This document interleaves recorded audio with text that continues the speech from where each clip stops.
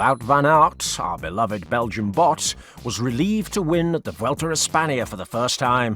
So much so that last night he celebrated his victory in Castelo Branco with champagne, his greatest success of the campaign.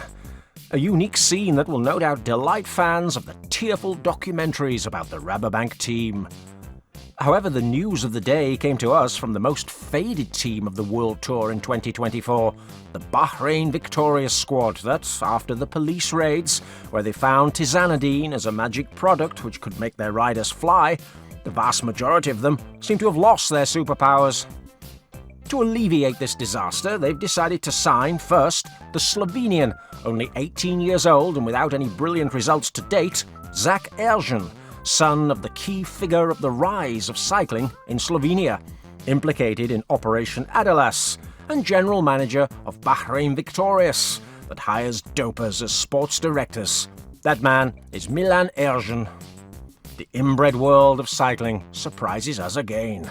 But if this decision was not enough, the Slovenian Daddy of the Year has decided to sign yet another doper, Robert Stannard, an Australian with histrionic biological passport anomalies in August 2018 and in 2019, where he was flying of Girona's favourite team, his own country's Orica.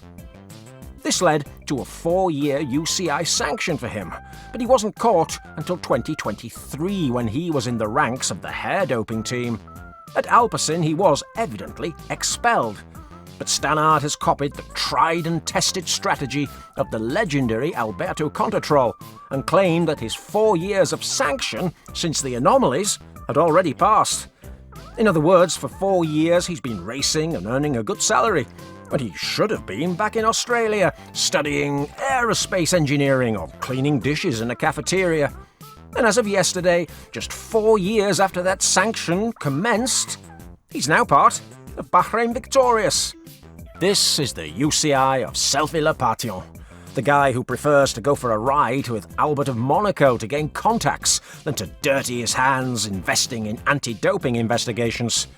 Another scandal that will go unnoticed. Fortunately, you, dear subscriber of this channel, you will know all about this and all the other dirty secrets of cycling if you follow us here and on our new personal Twitter account, @UncleCycling. And now, yes, let's go on with the summary of the 4th stage of the Vuelta España. The first day in Spain, and as you can see in the profile, it's the first mountainous day of the Vuelta, with the departure in Plasencia, the environment where Dr. Marcos Maynard prescribed menotropin to his clients, such as the sports director of Sabgal, Ruben Tiago Alves Pereira, or his fetish cyclist, Aseti de Coco Lopez. And that's just to name 2 great figures. Now, since Moonlight Machin took a picture with the Portuguese director, let's hope that today he'll also take a picture with the physiologist Maynard. 2 tough climbs awaited us at the start, such as the Cabeza Bellosa Pass and the first category Piornal Pass, a 19-kilometre climb with an average gradient of more than 5%, and this run off at 2 p.m. in the Extremadura heat, 33 degrees Celsius expected. A tough test that will, of course, have little influence on the first summit finish of the race at Pico Villuercas. This is the highest point in Extremadura, at more than 1,600 metres of altitude. We're talking about a climb of 16 kilometres with an average gradient of 6.5%, but which stands out for being a completely irregular mountain, mixing gentle and lesser slopes with some garage ramps of 15%. Goat slopes where cyclists will have enough on their plates just trying to stay on their bikes, and no doubt penning mental love letters to Javier Guillen, an intellectual who thinks that the harder the ramps, the greater the spectacle. Like the one that gave us the record man for this climb, precisely the friend of Dr. Maynard, the doper Coconut Oil Lopez. That was in 2021, just days before leaving the Banesto team, in a totally ridiculous way.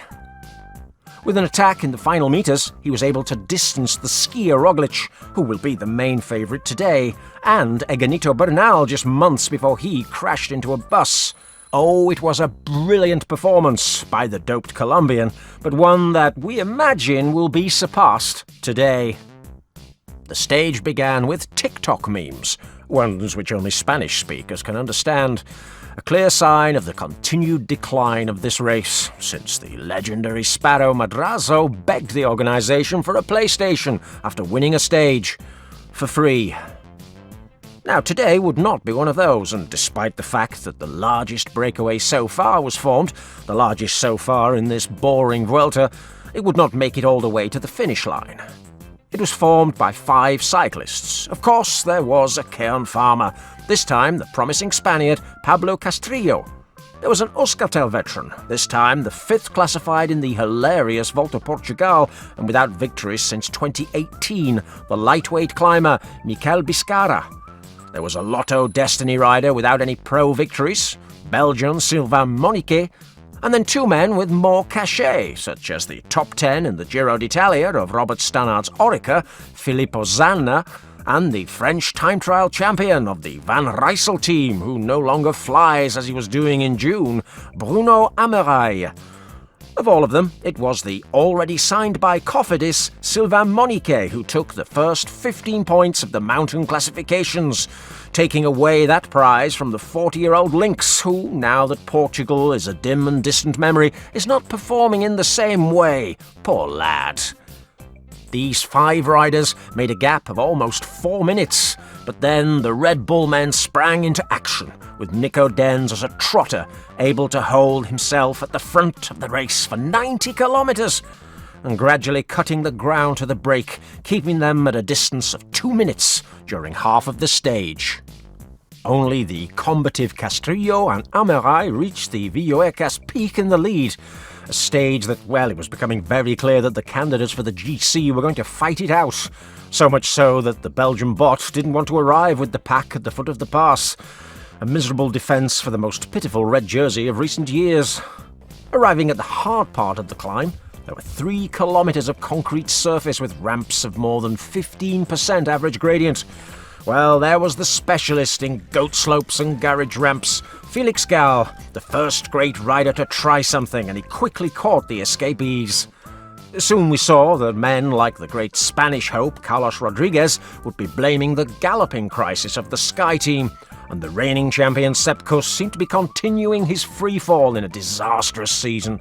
The twin of the doper, Simon Yates, or the king of the minions, they weren't going to be amongst the first classified in this Vuelta España.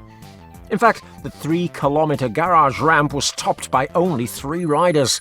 The local, Enric Mas, who always shines, and well, exclusively so in this race, the 3-times champion Slovenian skier, an expert on this type of terrain, and the suspended for doping Lennard van Eetvelt, a very dangerous cyclist who seems to come to Spain to achieve a superstar status that would otherwise be totally undeserved. Soon after, the hard-working Joao Almeida and the gringo friend of the white Kenyan, Matthew Riccitello, and the attacker, Felix Gall, they joined the leading group, and soon after came the dinosaur Landa. Amongst these 7 riders, with the cat-killer Tiberi as a spectator just behind, the victory would be decided. The dinosaur Landa was the first to try something in what would have been a spectacle worthy of this Vuelta, but then rapidly and unchained but suspended Van Eetvelt launched himself towards the Spaniard like a real headbanger, catching him quickly and believing himself to be the winner of the stage, raising his hand from the handlebars on the final corner. Just like the alcoholic Alaphilippe 4 years ago. But this formerly suspended rider didn't realise that, alongside him, there was a real killer competitor who never gives up. The legendary skier Primoz Roglic.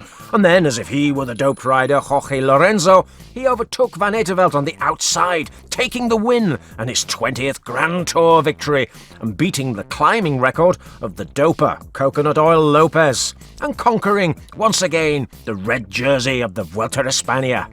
Just a few seconds ahead of the hard-working Almeida and his historic losing rival in this race, the always-willing Enric Mas. The Slovenian favourite is already the leader on the 4th day, as in the Giro d'Italia and the Tour de France. Now don't let them tell you stories that this race is going to be entertaining. You know. And also, you know, that video on the screen there, yes, you will love it!